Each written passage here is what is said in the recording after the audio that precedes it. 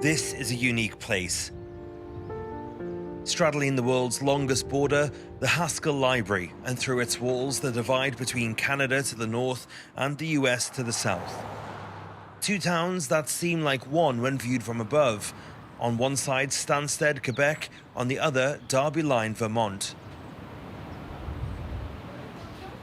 This is where all the books are. We have books in English and in French. We have a few more books that are in English than in French. Painted on the floor in the century-old rooms of what also serves as a theatre, a black line marks the border negotiated in 1908 between Canada and the United States. In every border village, there's always a building or two that has its living room in the US and kitchen in Canada. That's just the way it is. There are no customs posts or passport controls here. Until now, an agreement allowed Canadians to use this stretch of pavement on the American side to access the library. But since a visit by Donald Trump's head of Homeland Security, Kristi, Noem, the US has put an end to the agreement, citing a continuing increase in illegal cross-border activities.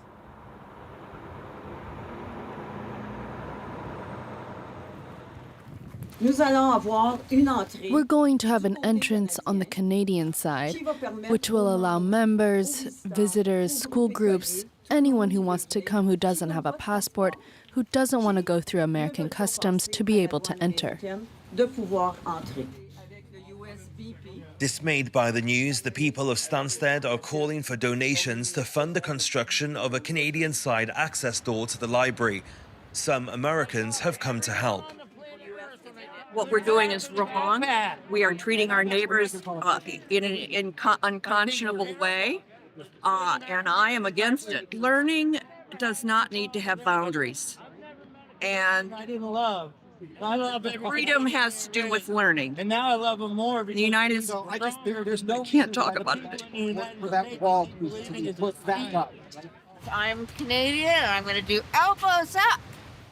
Naire Denora is a regular visitor to the library and has always traveled back and forth to the US where she has friends. Since the last election in November, I've been to Newport once because I don't feel safe. Because of the rhetoric against Canadians, I have a Quebec license plate on my car, obviously, because I live in Quebec, but I'm worried that, people will react to a Quebec license plate.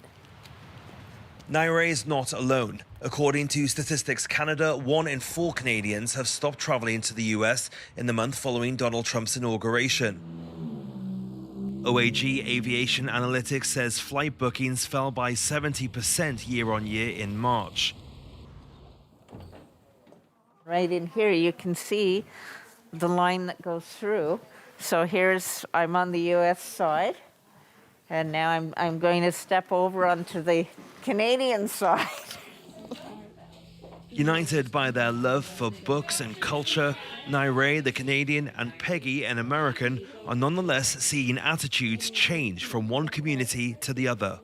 My daughter went to Canada last week, up to the Nordic Spa, where we go often, and she said she got the finger from a couple of people because of a Vermont plate, and it's the first time we've not felt welcome. In a bid to stem rising tensions on both sides of the border, Stanstead Mayor Jody Stone is stepping up talks with his American counterparts in the region. For me to come stand next to you.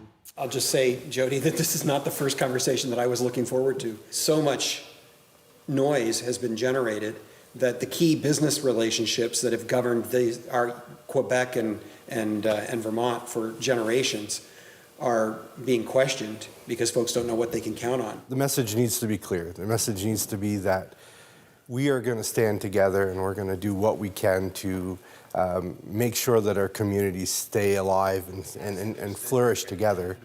Ironically, despite the meager resources of the under 5,000 strong towns that they run, the elected representatives had just set up an unprecedented cross-border cooperation project before Donald Trump's election. C'est un projet qu'on a fait avec les Américains. This is a project we did with the Americans pour développer le tourisme.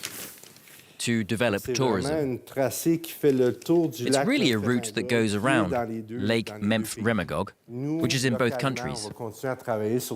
I think that at some point the two countries will want to work together. We can't let time pass, and as we discussed with the mayor of Newport, we want to continue these conversations today so that we can have plans for the future of our town.